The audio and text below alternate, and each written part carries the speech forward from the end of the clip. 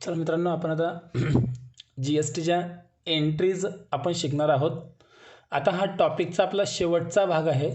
याच्यानंतर जे क्वेश्चन्सला पेपरमध्ये जे क्वेश्चन्स येतात त्या टाईपचे क्वेश्चन्स आपण घेणार आहेत. जसं आपण पहिल्या नोट्समध्ये सगळ्यात शेवटी बघा 3 क्वेश्चन दिलेले होते आणि 3 क्वेश्चन मी एक्स्ट्रा घेतले होते. त्या टाईपचे आपण आता क्वेश्चन याच्यानंतर सुरू करणार आहोत. अगोदर काही दिवस आता ही GSTची प्रॅक्टिस आपली झाली पाहिजे. म्हणजे आता सर्व टाईपचे ट्रान्झॅक्शन आपले होऊन जातील. फक्त सगळे ट्रान्झॅक्शन मिक्स करून ते एकाच जर्नल एंट्रीमध्ये एकाच जर्नलमध्ये आपल्याला सॉल्व करावं लागेल. ते आपली शेवटचं भाग राहील ह्या टॉपिकचा. मग आपण नेक्स्ट टॉपिकला सुरुवात करणार. तर बघा, आता GST सगळ्यात इम्पॉर्टंट आहे. जर तुम्ही हे सगळे एंट्रीज आपण जे शिकतोय, जर ते 6 क्वेश्चन जर सोडले तर बहुतेक क्वेश्चनमध्ये आपण काय करतोय, एक ट्रान्झॅक्शन घेतोय, एक एंट्री करतोय, ट्रान्झॅक्शन घेतो, एंट्री करतो. फक्त काय फरक पडणार आहे, जेव्हा आपण ॲक्च्युअल क्वेश्चन घेणार तेव्हा तुम्हाला 8-10 ट्रान्झॅक्शन एक सोबत दिले जातील आणि त्यांच्या एंट्री तुम्हाला एक सोबत कराव्या लागतील. म्हणजे एक एक गॅप देऊन एंट्री करण्याची गरज पडणार नाही. त्यात आपण नंतर शिकूच. फक्त GST आता व्यवस्थित तुम्ही समजून घ्या, ठीक आहे. तर आता बघा मित्रांनो, GSTची एंट्री सॉल्व करताना काही महत्त्वाचे पॉईंट्स आहेत, रूल्स आहेत, जे तुम्हाला कायमस्वरूपी लक्षात ठेवायचे आहेत, ज्यावरून तुम्हाला एंट्रीज थोड्या सोप्या होणार आहेत. तर बघा, आता मी थोडंसं रूल्स ह्या आजच्या व्हिडिओमध्ये लिहून देतो. परत लिहिण्याची गरज नाही पडणार. तुम्हाला मागच्या 2 व्हिडिओमध्ये मी समजवलं होतं. GST हे 2 प्रकारात पडतात, एक इंट्रास्टेट आणि एक इंटरस्टेट.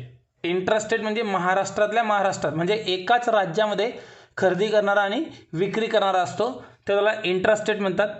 इंटरस्टेट म्हणजे काय, जेव्हा खरेदी करणारा आणि विक्री करणारा 2 वेगळ्या वेगळ्या राज्यामध्ये असतील तेव्हा त्याला इंटरस्टेट म्हणतात. ओके. जर इंट्रास्टेट असेल तर CGST आणि SGST हे GSTचे 2 पार्ट पडतात. म्हणजे सेंट्रल गव्हर्नमेंटचा टॅक्स आणि स्टेट गव्हर्नमेंटचा टॅक्स हे 2 वेगळे वेगळे भाग आपल्याला करावे लागतात. अदरवाईज इंटरस्टेट जर असेल, एका राज्यातून बाहेर राज्यामध्ये माल जात असेल, तर यावेळेला फक्त आपल्याला IGST हा टॅक्स दाखवावा लागतो. ओके. तर आपण जे ट्रान्झॅक्शन बघणार आहोत, मोस्टली ट्रान्झॅक्शन आपले इंटरस्टेटचे राहणार आहेत.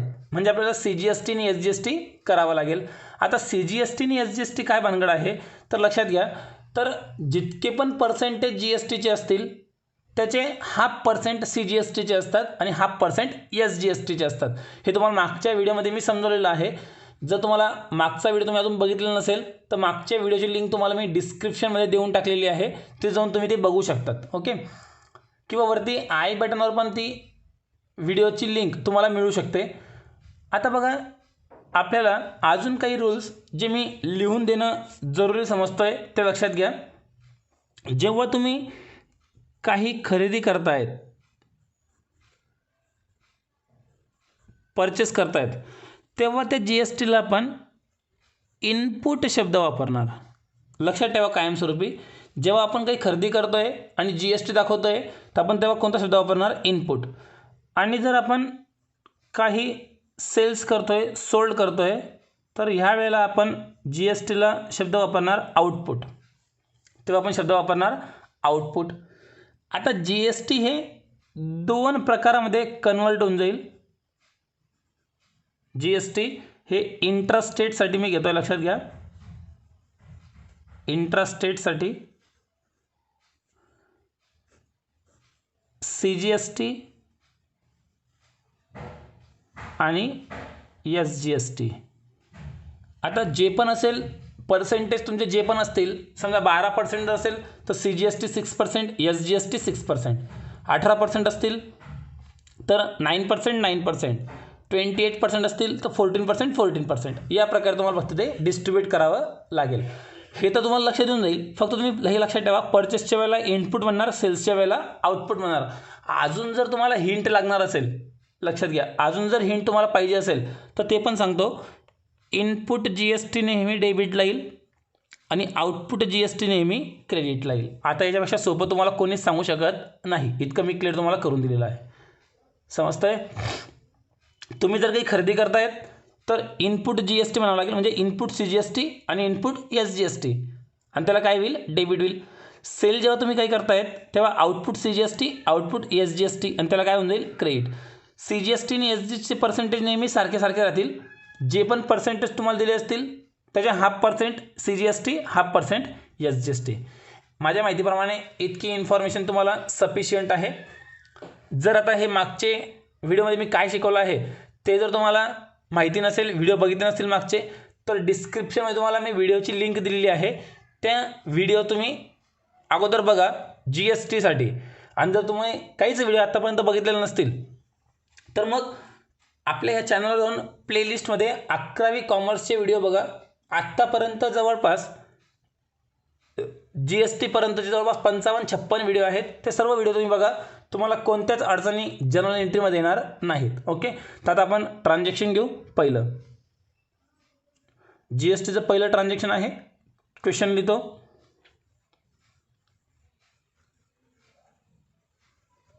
परचेस लॅपटॉप फ्रॉम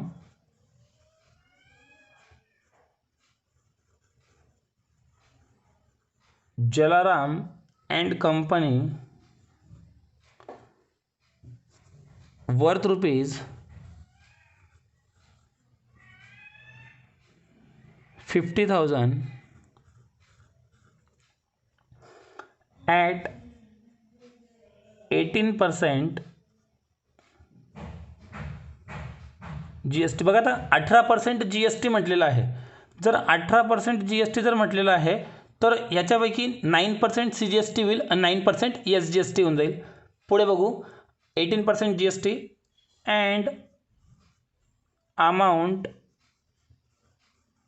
हे बघा लक्षात घ्या, अँडपर्यंत होतं. इथपर्यंत आपण जर बघितलं, purchase laptop from Jalaram and company worth 50,000 at 18% GST, तर इथपर्यंतच्या ट्रान्झॅक्शनमध्ये जलाराम अँड कंपनीचं नाव आलेलं आहे.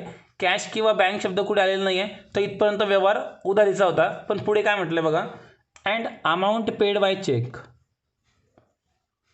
अँड अमाऊंट पेड बाय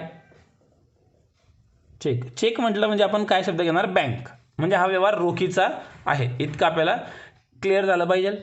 हा व्यवहार कसा होऊन गेला, रोखीचा झालेला आहे. आता आपल्याला एंट्री करताना कोणते कोणते अकाउंट घ्यावे लागणार आहेत ते पण इम्पॉर्टंट आहे. तर कोणते कोणते अकाउंट आपण घेणार, ठीक आहे. तर सगळ्यात पहिले काय खरेदी विक्री करतो आपण, लॅपटॉप. जर माल जर खरेदी विक्री केला असता तर परचेस अकाउंट घेतो. पण ॲसेट्सची खरेदी विक्री होत असताना आपण ॲसेट्सचं अकाउंट घेतो, लॅपटॉप अकाउंट. पहिलं अकाउंट आपल्याला सापडेल. Second account from Jalaram and company. जलारामकडनं खरेदी केलेलं आहे. तर मला सांगा, रोख खरेदी केलं आहे, उधार खरेदी केलं आहे, चेक दिलेला आहे, म्हणजे रोख खरेदी केलेला आहे. आपल्याला बँक अकाउंट घ्यावं लागेल. जलारामचं नाव घेण्याची गरज नाही, बरोबर आहे. पण आता महत्त्वाचं काय आहे, वर्थ रुपीज 50,000, 50,000 रुपयांचं होतं, ॲट 18% GST. मग तुम्हाला GST अकाउंट पण घ्यावं लागेल. GST अकाउंट पण आपल्याला घ्यावं लागणार आहे. क्लिअर इथपर्यंत. GST अकाउंट आपल्याला घ्यावं लागेल. मग GSTमध्ये पण दोन भाग पडतील, एक CGST आणि एक SGST. आता माल आपण खरेदी करतोय म्हटल्यानंतर माल खरेदी करा किंवा एखादी ॲसेट खरेदी करा, तर कोणता GST, इनपुट GST. आणि इनपुट GSTला नेहमी काय करतो, डेबिट. ठीक आहे. म्हणजे इथे GSTला आपल्याला काय करावं लागेल, डेबिट करावं लागेल. एवढं कन्फर्म आहे. GSTला काय होऊन जाईल, डेबिट होईल, एवढं कन्फर्म आहे. लॅपटॉपला नियम कोणता लागतो, रिअल. लॅपटॉपला रिअलचा नियम लागेल. परचेस करतो म्हणजे कमसिन आहे, डेबिट होऊन जाईल. त्यानंतर चेक म्हणजे बँकेसाठी पर्सनल अकाउंटचा नियम. आणि चेक देणार आहेत आपण, पैसे देणार आहेत, तर आपली बँक गिवर होऊन जाईल. बँकेला काय करणार, क्रेडिट करणार. बँकेला काय करणार आपण इथे, क्रेडिट करणार. आता डेबिट कोणाकोणाला होईल, लॅपटॉपला डेबिट होईल. त्यानंतर इनपुट CGSTला डेबिट होईल, इनपुट SGSTला डेबिट होईल आणि बँकेला क्रेडिट होईल. आता राहिला विषय अमाऊंटचा. अमाऊंट कोणत्या कोणत्या आणि कशा घेणार, हे सगळ्यात इम्पॉर्टंट आहे. तर बघा, GST याच्यामध्ये काय करायचं, आपल्याला ॲड करायचं आहे 18% 15,000वर. तर आपण बघा, तुम्हाला तशी वर्किंग नोट मी करून दाखवतो. Working note. आता कॉस्ट ऑफ लॅपटॉप. कॉस्ट म्हणजे किंमत. कॉस्ट ऑफ लॅपटॉपची कॉस्ट. आता मला सांगा, लॅपटॉपची कॉस्ट म्हणजे ओरिजिनल किंमत किती रुपये दिली आपल्याला, 50,000, 50,000 दिलेली आहे.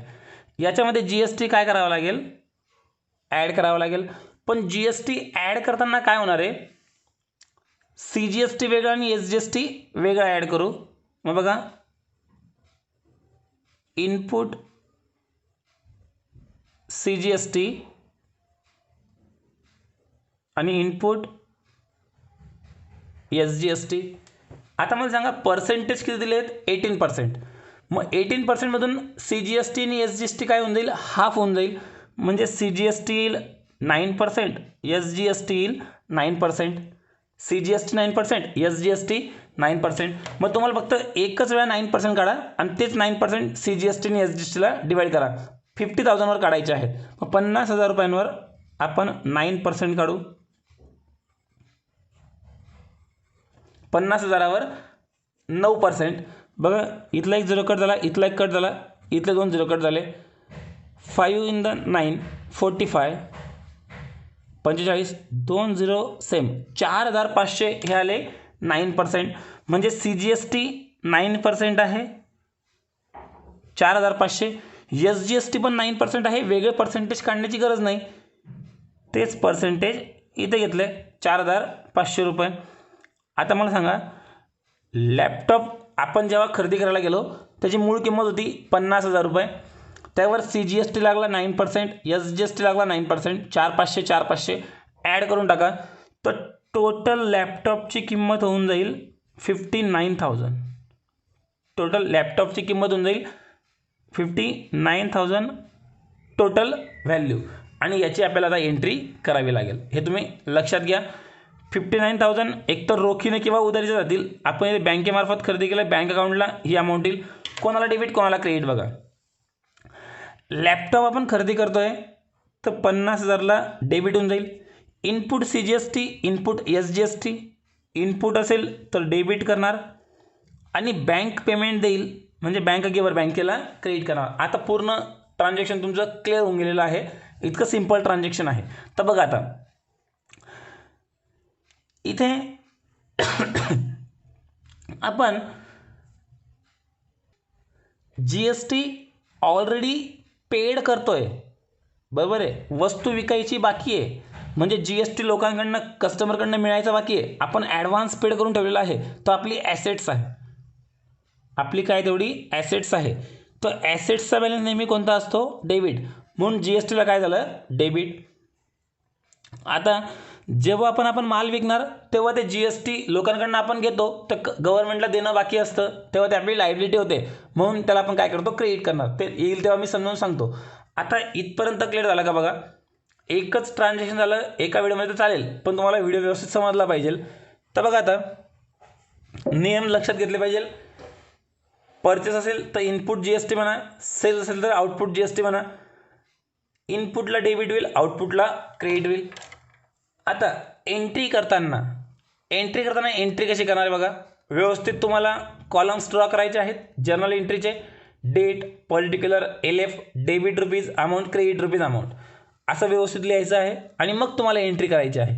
तर बघा, मी आखून न घेता डायरेक्ट एंट्री करतोय, किंवा समज नाही करताना तसं आखून देतो, लवकर लक्षात येईल.